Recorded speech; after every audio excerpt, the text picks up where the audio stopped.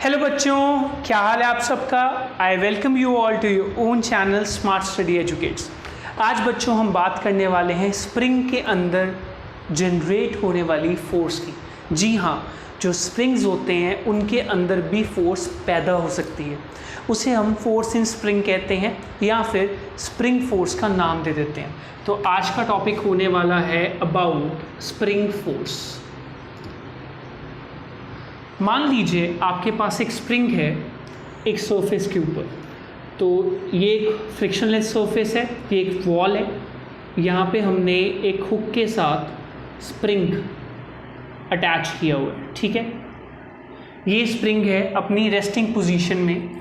This is the natural length of the spring, let me call it capital L. So what is capital L? Natural length of the spring.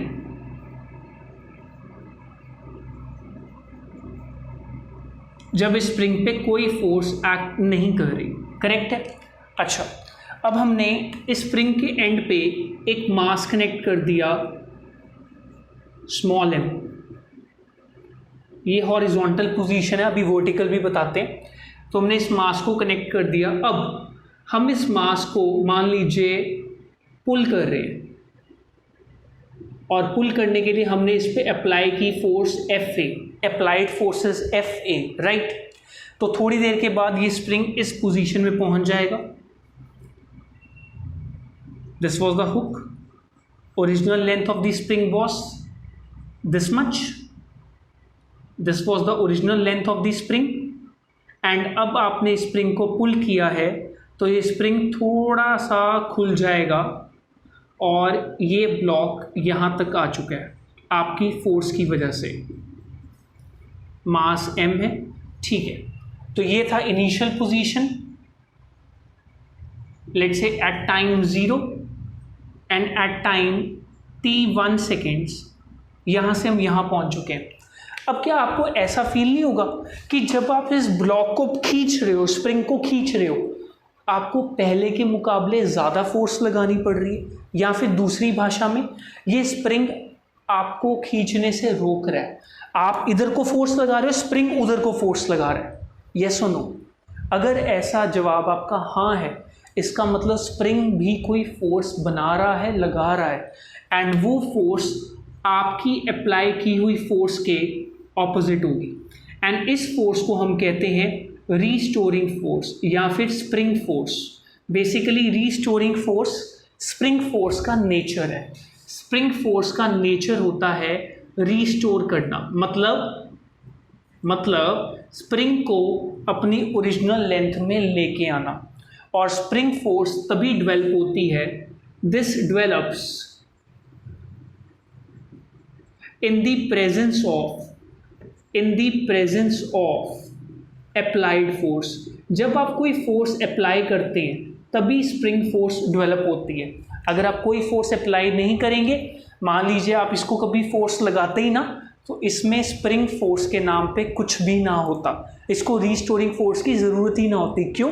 क्योंकि ये original length equilibrium की state में है। सो यहाँ पे ये equilibrium की state में है।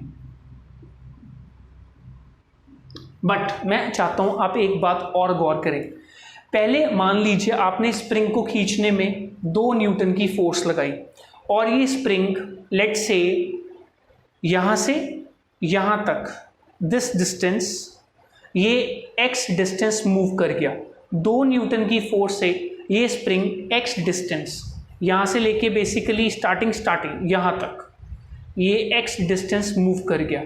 अब अगर आप 2 न्यूटन की फोर्स लगाएंगे ना, अब ये x डिस्टेंस मूव नहीं करेगा, अब ये कम मूव करेगा। मतलब अगर आपको इसमें फिर से x डिस्प्लेसमेंट पैदा करनी है, अब आपको 2 न्यूटन से ज़्यादा की फोर्स लगानी पड़ेगी।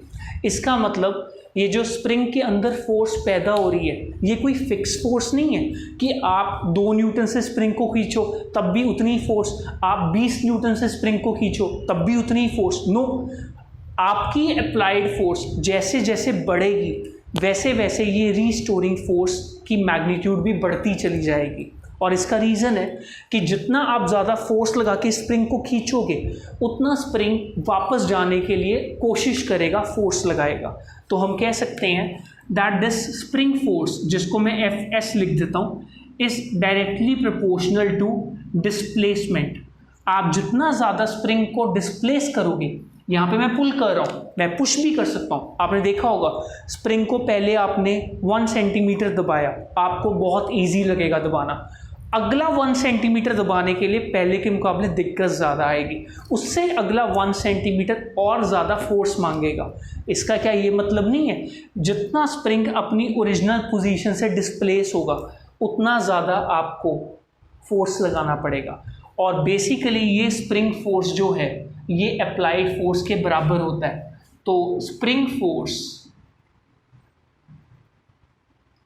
Is equal and opposite to applied force, and क्योंकि applied force displacement पे डिपेंड करता है तो spring force भी डिपेंड करता है। and from here we come to a law or a formula is equal to minus kx. this is the formula for spring force। यहाँ पे माइनस साइन डिनोट करता है कि स्प्रिंग फोर्स हमेशा displacement के ऑपोजिट है, मतलब अप्लाइड फोर्स के ऑपोजिट है। आप पहले पुल कर रहे थे तो डिस्प्लेसमेंट भी उसी डायरेक्शन में हो रहा था जिधर आप फोर्स अप्लाई कर रहे थे, तो स्प्रिंग फोर्स बनी उल्टी दिशा में। अगर आप स्प्रिंग को पुश करते, ये स्प्रिंग की ओरिजिनल लेंथ है L, अगर आप इस स्प्रिंग को पुश करते, कंप्रेस करते, तो फिर ये कहाँ पे आने की कोशिश करता, वापस अपनी ओरिजिनल लेंथ में, इस पोजीशन पे। और इस पोजीशन पे यहाँ से आने के लिए इसको रीस्टोरिंग फोर्स किधर को लगानी पड़ती, उल्टी, आपकी डिस्प्लेसमेंट आपकी अप्लाइड फोर्स के उलट। तो ऑलवेज रिमेंबर स्प्रिंग फोर्स हमेशा डिस्प्लेसमेंट के ऑपोजिट होती है, क्योंकि जिधर को आप डिस्प्लेसमेंट दिखा रहे हो अप्लाइड फोर्स भी उधर को ही है, and spring force applied force के भी ऑपोजिट होती है। What is this K? This is a constant known as spring constant. K is spring constant, and this law is known as Hooke's law, given by Robert Hooke. Hooke's law given by Robert Hooke, and this is spring constant. Spring constant की बात करेंगे, एक बार इसी scenario को vertical motion में समझते हैं। मान लीजिए ये हमारे पास एक रूफ है जहाँ से एक स्प्रिंग हैंग कर रहा है, और ये स्प्रिंग की नेचुरल लेंथ है L, इक्विलिब्रियम में है स्प्रिंग। अब हमने यहाँ पे इसी स्प्रिंग को हमने एक मास हैंग कर दिया M, इसका मतलब इसमें अप्लाइड फोर्स की वैल्यू कितनी, mg नीचे को। तो इसमें स्प्रिंग इलोंगेट हो गया, कितना इलोंगेट हुआ, ये स्प्रिंग की डिस्प्लेसमेंट है x। तो इसमें रीस्टोरिंग फोर्स स्प्रिंग के अंदर बनेगी जिसकी value minus k into x, x is this displacement, and ये restoring force F S will be equal to applied force जो कि वेट के इक्वल है। तो इस पॉइंट पे स्प्रिंग फिर इक्विलिब्रियम में आ जाएगा, एंड के is the spring constant, correct. Same काम कंप्रेशन में भी होगा। नाउ के किस पे डिपेंड करता है, के is spring constant, it is a characteristic of spring, मतलब स्प्रिंग टू स्प्रिंग वेरी करता है। इफ स्प्रिंग इज हार्ड, अगर स्प्रिंग सख्त है तो उसको कंप्रेस या इलोंगेट करना मुश्किल होगा, मतलब अप्लाइड फोर्स ज़्यादा लगानी पड़ेगी, इसका मतलब उसमें रीस्टोरिंग फोर्स भी ज़्यादा प्रोड्यूस होगी। So if spring is hard, K is large, K तब वैल्यू बड़ी रखता है। But if spring is soft, अगर बहुत सॉफ्ट स्प्रिंग है, then the value of K is small. So this is the logic of spring constant K, and what is the definition of spring constant, let's see. यहाँ से हम दे सकते हैं spring constant की वैल्यू आ जाएगी spring force divided bye x, minus sign तो सिर्फ डायरेक्शन दे रहा है, सो हम कह सकते हैं spring constant is equal to